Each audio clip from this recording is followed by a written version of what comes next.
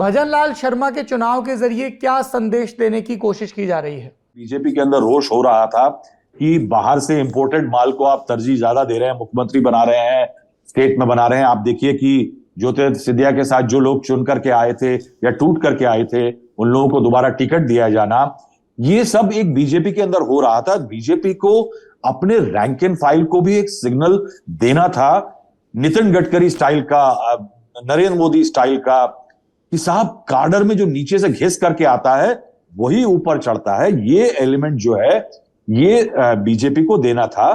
मैं कहूंगा कि बीजेपी ने इस चुनाव से एक चीज क्लियर कर दी कि किसी भी कॉन्सेप्ट का और किसी भी नेता की मठाधीशी अब नहीं चलेगी। कॉन्सेप्ट ये कि जो है पहले ही वो बनेगा, बाहर से आया जैसे आया, वो एक फ्लेक्सिबिलिटी अब बीजेपी दिखाएगी। अगर जरूरत है असम में हेमंत बिश्व शर्मा जैसे नेता जिसमें पोटेंशियल है कि पूरे नॉर्थ ईस्ट को चला सके या वहां की पॉलिटिक्स को ट्वीकिंग कर सके या नॉर्थ ईस्ट का अमित शाह हो सके, तो उसको बाहर से लाके इंपोर्ट करके उसको बना दीजिए।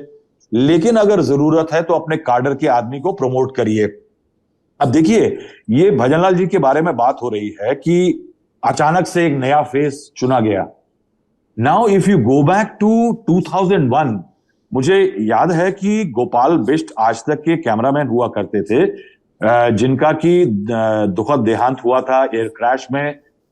माधोराज सिंधिया जी का जो प्लेन क्रैश हुआ था सितंबर के आखिर में 2001 में, और उसी टाइम में करीब जब उनका क्रिमेशन हो रहा था, वहां पे नरेंद्र मोदी, जो बहुत लोग नाराज होते कि नरेंद्र मोदी आज मीडिया से मिलते नहीं, at one time he was a very interactive person और मीडिया के लोगों से बहुत उनका बनती थी, तो वो उनका क्रिमेशन अटेंड कर रहे थे। वहां जब फोन आता है अटल बिहारी वाजपेयी का, बुलाए जाते हैं शाम को, तब उनको अचानक भेज दिया जाता है मुख्यमंत्री के आवास में, और उनके पास आवास भी नहीं था उस टाइम पे। तो अचानक एक नए नेता को, जो दिल्ली में था, इनफैक्ट अटल बिहारी वाजपेयी ने उनको उस टाइम पे कहा था कि दिल्ली में रह के बहुत मोटे हो गए हो, तुम्हें गुजरात जाना होगा।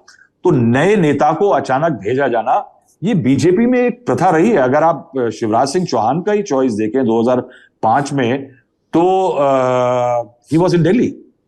हालांकि वो बहुत जनरल सेक्रेटरी के तौर पे बहुत काम नहीं किया था उन्होंने, मगर वो भेजे गए बाबूलाल गौड़ की जगह। तो कुल मिलाकर के ये जो पहला आइडिया है कि पुराना का नहीं, किसी भी उसमें मोल्ड में फिट मत बैठ जाइए।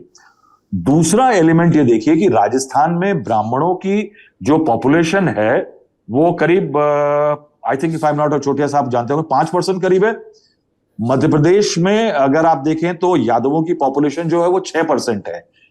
ये बीजेपी की कंफर्मिंग एक पॉलिसी, अगर आप देखें कि मध्य प्रदेश, महाराष्ट्र में जहां मराठा डोमिनेटेड है, वहां एक ब्राह्मण चीफ मिनिस्टर दिया जाता है फडणवीस साहब का। हरियाणा में जहां पे जाटों को एक बाहुबल माना जाता है, वहां पे खट्टर साहब को लाया जाता है। आप देखिए कि डोमिनेंट कास्ट का जो एक होल्ड होता है उसको तोड़ने की कोशिश की गई है।